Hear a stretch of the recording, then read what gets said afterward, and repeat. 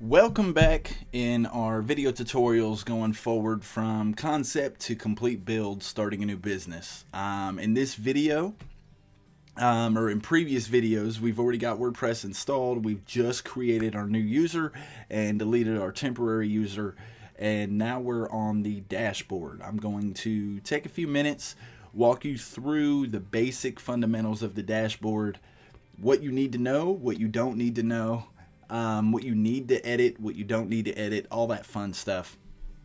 So I'm just going to go ahead and jump into it. Like I said, we're on the dashboard. When you're on the dashboard, sometimes you'll see a lot of little pop-ups. And this one is it's a new visual composer type thing called Gutenberg that WordPress is putting out soon. You can choose to use it or not.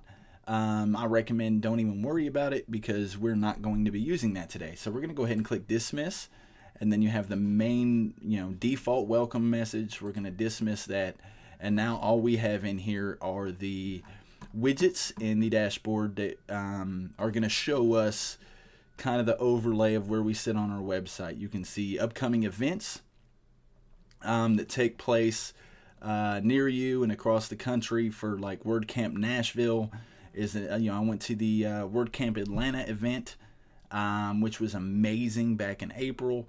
Got to meet some amazing people and network and learned a ton of information. So if you ever get a chance and you see these events over here and you can make it to one of the WordCamps or a WordPress meetup, I highly recommend that you do that. So I'm going to go ahead and close out the ones I'm not going to be using. Yoast SEO post overview, we're not going to get into that right now. That's SEO, search engine optimization, which is a beast in itself, and I can literally spend hours and hours and hours just covering the basics for SEO. So we're not going to get into that right now. We have Pretty Links. That's an awesome plugin that we use, or that I use to make short links with your URLs. So basically, when you're here, if you have, let's say your Facebook page, it's normally you'll get crazy ones that'll be like facebook.com/user.34, or whatever. Normally you get ones that kind of look like this, right? And if that's the case, and it's not just Facebook, if you want to link to a specific, YouTube video or something and you want to make it easy to share, you can come in and use this, put in the link that you want to share, and then you simply just come down here and you can put, FBP for Facebook page, click create, and then anytime someone goes to tbflabs.com/FBP, it will go to this URL. And of course, you want to have the full URL, so you want to have like HTTPS, so you'll have the full link here, and this will redirect to that. It's just a fun tool. You don't have to use it if you don't want to. It's just something I use it on almost every site I do, especially for clients. It's a great way for clients to run split tests because once you create them, you can come into Pretty Links, click on Pretty Links again, and you'll see the actual links that you create here, and it will also tell you how many clicks that link has got and how many of those clicks are unique, meaning individual people looking through that link. So you can track and see, if you have two Facebook, buttons to go look at your Facebook page on different parts of your page, you can see which one gets clicked more, and that way you can kind of adjust your site and track, kind of how to get more business, if you will, or how to drive more traffic to the different parts within your website or different, websites or pages or profiles, social media, whatever. So that is Pretty Links. We're going to go back to the dashboard. Elementor overview, that's how we're going to build our site. We're not going to use that. We're not going to use that. We're not going to use that. So that's all you need to know about the dashboard. And of course, there's a lot you can do. Like I said, I'm just doing like a quick overview for you guys. Your posts, this is going to be for your blogs. When you write blog posts, this is where you're going to be writing them. This is your media library. This is where all of your images, and of course you have these 4 images are installed by default with the new install template that I made for you guys just as placeholders currently. If you see here in the right hand corner, you see the coming soon mode active. I have this image here just kind of as a background image that says, website coming soon, please bear with us, or something like that. until you get your website ready to launch. And then, of course, I have your site icon, which is your favicon up here in the corner, and then a sample logo. So when you go to the actual website, it has the logo and the header, and if you come down, you can put it in the footer or whatever, but that's your regular and your retina display logo. So we're going to get rid of this stuff later, but for right now, we're going to move forward. Pages, just what it says. This is going to be your pages. You see there are some pre-created pages that I've put together for you. There are a few disclaimers that I need to cover. Not everybody needs an earnings disclaimer. That is something I strongly recommend that you check with an attorney for this, along with the privacy policy and the terms of use agreement. Any of the legal pages, make sure that you have what you need on them. I am not a professional. I'm not a lawyer. And honestly, when it comes to the legal stuff, you probably should not even listen to me. With the exception of the fact, go see an attorney. That's the only thing you should really listen to me on. But these are just templates. I bought them years ago through like a little bundle package that I had the rights to use them, so I can use them, but it may not be what you need. So you need to make sure that you go through and get those 3 pages and decide if you need to use them. Of course, you'll need to use the terms of use and the privacy policy, so those definitely need to be looked over by an attorney. Earnings disclaimer, it's 50-50 depending on what you do with your website, on if you need to disclose that you're earning money off of someone like clicking on a link or something like that, similar to the way I do when I mention things like the Elementor Pro plugin, and I suggest that you buy it and I give you a link. If you click that link, I get paid. I have to disclose that by law from the Federal Trade Commission, or I can get in a lot of trouble. So now that we've covered the pages, we'll get into the individual pages and designing each of the pages in its own video. We'll cover what that's for later. Next section is comments. There's 2 different ways you can do comments building the site. You can use the traditional comments, which is what we're going to be looking at here. And you can also use Facebook comments. And you do that by creating a specific blog page that tells WordPress that you're using Facebook and not WordPress, and we will cover that in a later video. Next thing is appearance. Not going to touch much here. Plugins. You can use that. Look, there's hundreds of thousands, if not millions, of plugins that are out and available online. Some are paid, some are free. When you use a plugin, the only thing I ask is that you do your research and make sure that it's a legit plugin, and you're not buying it from someone who, might be putting in a backdoor or a virus or something like that on your site. So don't just go, if you think you want to do X with your website, and find a plugin and buy the first one you see. Most of the time, you can see the quality of it by going to WordPress.com, doing a search there, or doing a search by just clicking on Add New. Everything in most plugins, I almost said every, but most plugins in the WordPress library, if you will, or repository, are decent plugins. Then there's also sites like CodeCanyon.net, which is an amazing place if you want some fancy plugins to do some really nice stuff. But for the most part, what we need, we'll be able to do with Elementor Pro, so we're not going to get into much. But basically, I want to go through in this, just a quick run through on what these plugins are, what they do, why some of them are active and some of them aren't. First one is Auto Optimize, or Auto Op, whatever.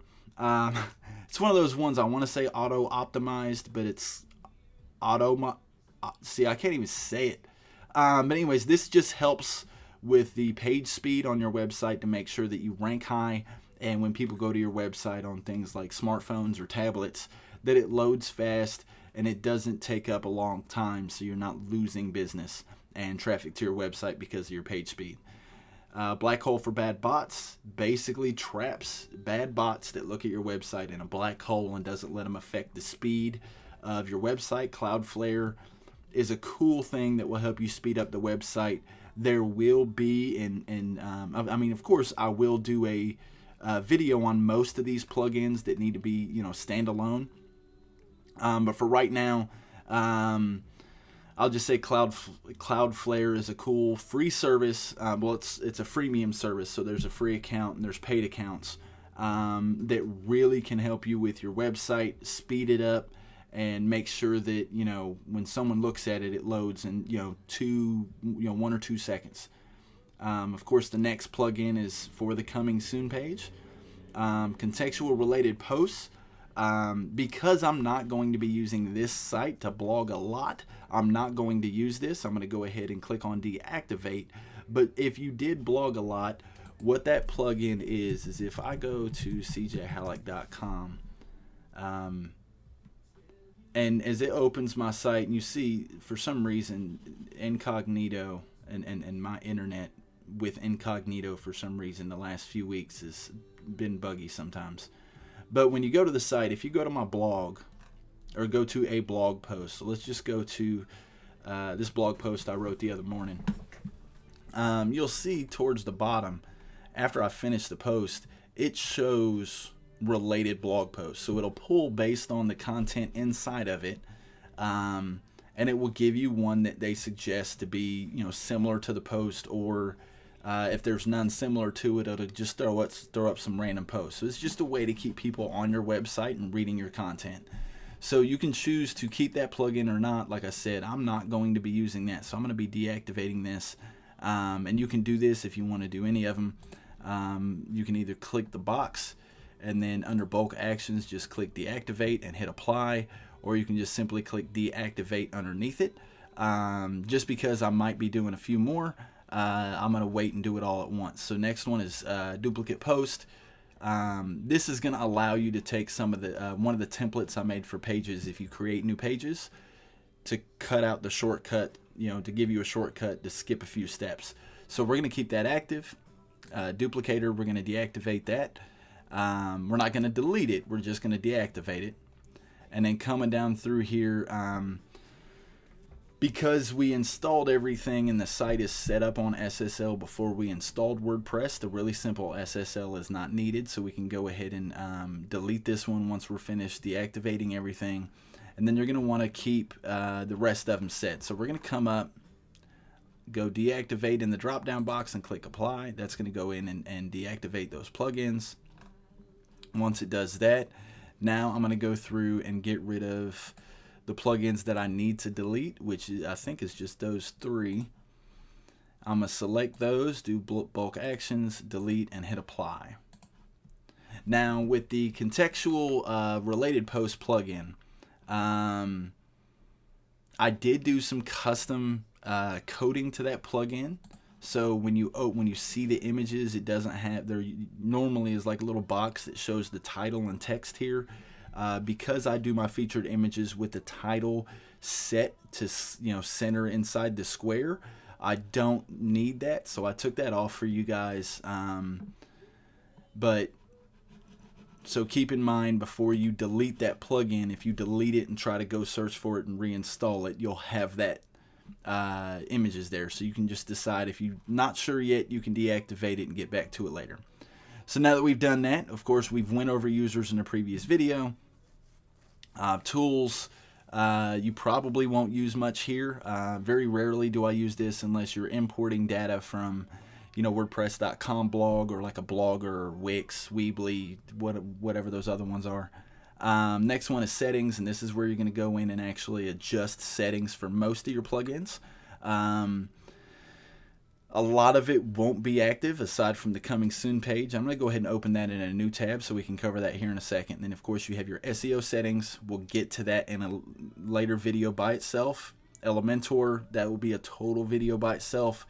We covered pretty links already, and black hole is already set, so you won't need to touch that. So last thing we're going to do in this video is do a quick overview of the coming soon page. So basically when you're here, and you see I just have, we're working on getting up and running, we'll be live soon. So if you actually click on live preview, you can see what your website looks like now. I have, like I said, this generic Mac. This is powered by cjhalleck.com. It's just like I said, it's a default image. You can remove that if you don't want to have that up while you're building the website. But if you follow along with the videos, and I know I'm rambling a lot going through these trying to explain everything, but it won't be long until you'll be able to have a home page up and running, and you won't need to worry about this. So if you're not telling anyone that you have the domain and you're building it, I wouldn't waste your time working on this at this moment. So right here in this first section is where you'd be able to disable the coming soon page. For instance, once you finish the website, you get your homepage and about and all these other pages designed, and you're ready to launch the website. This is where you would actually turn that page off so people can see your main website. Because I'm going to be building this along the way, I'm not going to be disabling this right now. I want to show you guys step for step how I build my websites so you guys can see what I'm doing. So that being said, that's the crash course for the WordPress dashboard using the freewebdesigntutorial.com and Digital Bag website design install file. If you guys have any questions, please feel free to comment below. If you like this video, be sure to like it, subscribe to my YouTube channel, and don't forget to click that bell so you can get notifications when I upload new videos.